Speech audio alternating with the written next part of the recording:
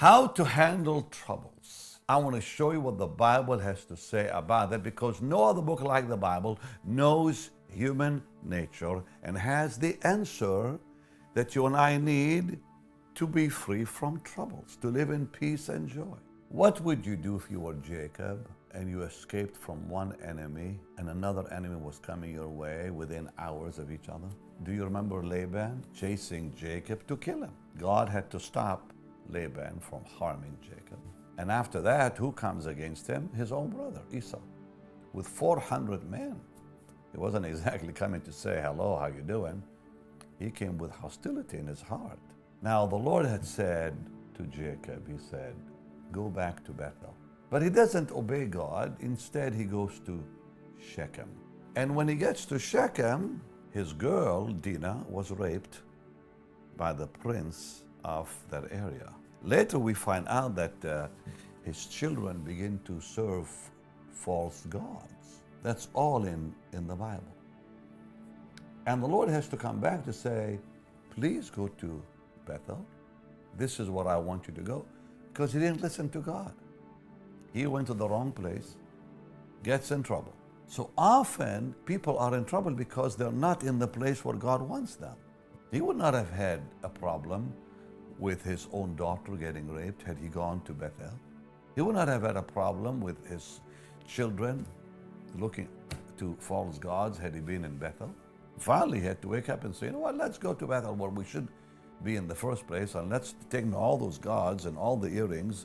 And he buried all that and kept it in Shechem. So now, after God had just set him free from Laban, sends his angels to comfort him and to strengthen him, now fear takes over again. And it says, and he was greatly afraid. Not just afraid.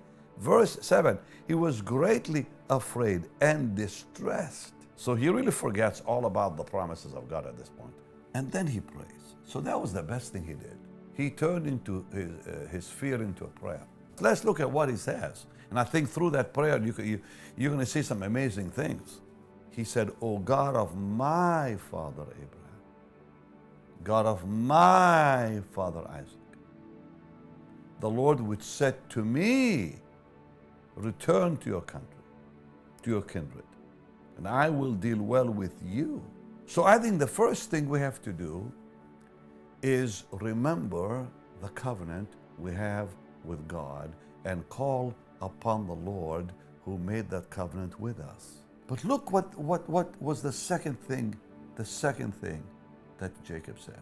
This is verse 10. I'm not worthy of the least of your mercies, of all the truth which you have showed to your servant.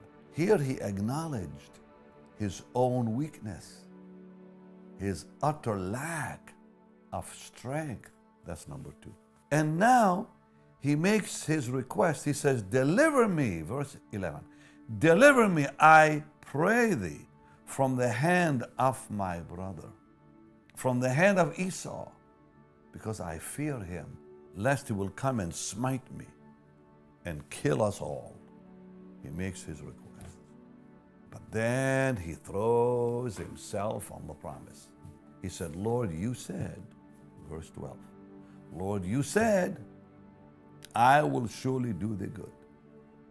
I will make your seed as the sand of the sea, which cannot be numbered for multitudes. So these 4 things are so important. Lord, you made a covenant with me. Lord, there's nothing in me that I can look to. Lord, here's my problem. I'm making that request. And Lord, I want to remind you about your promise. You do that, and those problems will start to fall apart by themselves. Because that's what happened there. So today, remember what I told you. Please, God made a covenant with us. He is not going to forget the covenant. We may forget the covenant. But when those troubles come, it's time to remember the covenant. And then you say, Lord, I have no ability, I have no strength in me. When those troubles come, you cannot depend on your own strength and self. There's nothing in you can look for to help you. You make your request now to the Lord, and you throw yourself upon His word and let Him do